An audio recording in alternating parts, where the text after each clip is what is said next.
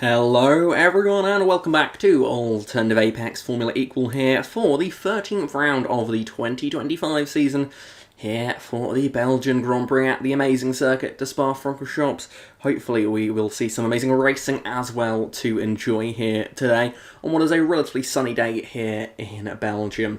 This of course is the longest track on the Formula 1 calendar, which will give plenty of opportunities for overtaking, especially down to turn 1 and up into the Les Combes chicane, but don't rule out any brave people going through Blanchimont and into the bus stop chicane as well.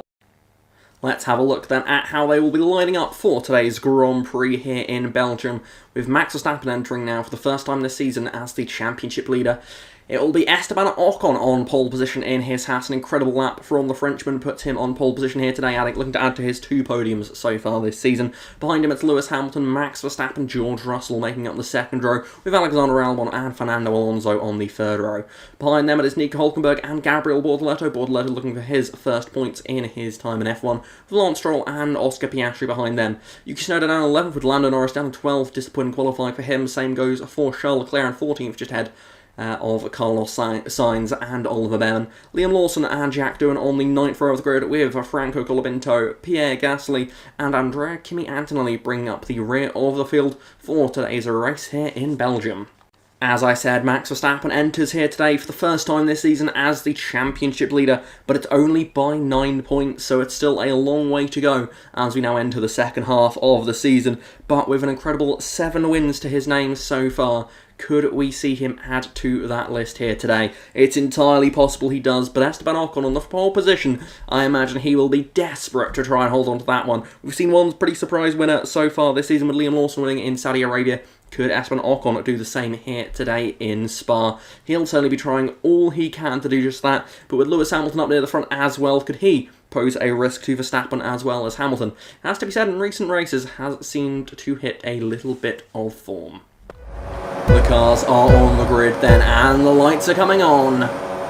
We are racing here for the Belgian Grand Prix, and it's a good start from pole position for Esteban Ocon as he leads into the first corner here. Lewis Hamilton slots in behind him, and Max Verstappen in third place there. It's side by side for fourth place between George Russell and Alexander Albon. Behind them, Gabriel Bortoleto has made a flying start. The youngsters up into 6th place already in this one, but they're going to be going side by side up Eau Rouge. It's Albon versus Russell as they go up through Eau Rouge and riding on now. They both get to the top of the hill, thankfully, and they're still side by side here. This is a fierce battle already in the early stages of this race, as Ocon trying to go a little bit offensive. Lewis Hamilton having a look to try and take the lead, but Ocon locks up into the chicane, but he just holds on to the road. Esteban Ocon will lead us through here for the first time here today, and it is Albon who will just get ahead of George Russell. Behind that's the 2 McLarens doing battle. It's Norris versus Piastri. Norris in desperate need to get his season back on the tracks here, but it's not going so well here with a poor qualifying effort yesterday, and he's racing his teammate for the final points paying position so far here. The 2 McLarens still side by side as they head towards the Pouhon corner for the first time here in this race. It's going to be side by side, McLaren versus McLaren. Will there be papaya rules? Lando Norris takes the position there for Oscar Piastri, and with a clear road ahead of him now up to the back of Lance Stroll. He's got some work to do now already in this one to try and limit the damage that could possibly be done by Max Verstappen in this race, as Gabriel Bortoleto is absolutely flying out there at the moment. He's on the back of George Russell as they head down towards the chicane again here. It's Bortoleto on the inside, and he's going to get the move done there. That's an impressive manoeuvre from the Brazilian driver up into the top 5 here. And he has not had the best of seasons so far, so good to see him getting in the mix. As behind now you can see George Russell immediately knows this is not a battle he wants to find himself in. He hasn't seen much of Bortoleto this season, if at all, so he knows he needs to get back ahead. And up into that 5th position, they're going to be side by side as they head through Blanchimont corner. That's bold stuff already. Twice Russell has in this race gone side by side through some of the toughest corners in motorsport here, and he's, at least this time, 1 out. So George Russell back into 5th position ahead of Bortoleto in the Sauber. Alonso just that next behind him, the manager of Bortoleto in the Aston Martin, as the 2 McLarens look set to battle again here. Oscar Piastri and Lando Norris. Piastri looks to have got back ahead of Norris at some point in this race, and now Norris is going to have to repass his teammate, and he's going to have to do that hit into the chicane. Can he do it? Looks like he's got the run, but Piastri keeping his nose in. Norris gets the move done. He's back into the top 10 there, and again can try and reel back in to the Aston Martin of Lance Stroll here, as we see that Fernando Alonso now putting the pressure on his driver. It is Gabriel Bortoleto who was trying to do his best to hold on to this point-paying position, but the speed difference as they head towards Blanchimont corner, and Fernando Alonso gets the move done. Nicely done there from the Spaniard, up into 6th position here, looking to try and take his third podium of the season here as he heads through the chicane at the end of the lap. Now it's the two Saubers looking set to battle here. Could see again another repeat of teammates battling each other here. The Sauber team will be a little nervous here with both their cars running in very strong positions at the moment. They're going to be side by side here into Lake Om. Side by side they go. Will it stay that way? It's Hulkenberg on the inside. Bortoleto now. That flicks him to the inside, but he loses out just a little bit there. Hard tyres for Bortoleto compared to the mediums and Hulkenberg's car. So a slight grip advantage to his teammate, and that has made the difference there. Alonso, that has given him the chance to break away. Oh, but no, slow from the lead of the race. I can't believe it. Esteban Ocon with a clear start. He was pulling away in the lead, and there's a problem in the Haas. It's heartbreak for the team and for the driver as he pulls off to the side of the road there. Esteban Ocon was pulling away out front in the lead of the Grand Prix, but Esteban Ocon is out of the Belgian Grand Prix. He is out of the race, and he will score 0 points today. As now back to the front of the field we look. That's Lewis Hamilton who's going to leave the field towards pit lane. Actually, it's Verstappen who's the first to pit. Hamilton looks like he's leaving a lap longer, and he is indeed. Hamilton got some confidence out there, I suppose, with Ocon dropping out of this race. That's given Hamilton the options here to go a little bit longer, and he's going to take that, pitting a lap after his rivals there, Verstappen and the others coming in. As now we see that's Fernando Alonso following Hamilton into the pit lane. Lando Norris again going a bit longer on strategy. Bortoleto with his hard tyres leaving his strategy a little bit longer, as is Tsunoda. Then that's Sainz as well into the pits. As we look back to the racetrack, we can see that's Max Verstappen and Alexander Albon coming through the first turn here. Albon is right on the tail of Verstappen here. It's looking like a strong drive here from the Williams driver as they head down the hill. It is Max Verstappen who will lead this Grand Prix now, with Alexander Albon behind him. George Russell is now the one putting the pressure on Lewis Hamilton. Hamilton clearly held up in that pit cycle and has lost quite a bit of ground here. He now has George Russell in his mirrors. Two former teammates who, of course, did battle for the 2024 Belgian Grand Prix victory find themselves on track again, battling over a podium positions this season. As now we look back further down the order, Oscar Piastri here on the back of Lance Stroll. Piastri actually undercutting his teammate through that pit cycle has got him up into 8th place, and he's going to look to go around the outside of the chicane at the end of the lap, the bus stop chicane, of course, as it is known. Piastri racing with Stroll, both on soft tyres, as is most of the field at this stage now. Piastri with DRS down the main straight as they head down towards turn 1 again here. It is going to be Stroll that holds on in this battle, as behind Leclerc and Norris do battle. But for now, Piastri is still stuck behind the Aston Martin as Leclerc tries to get this move done on the McLaren.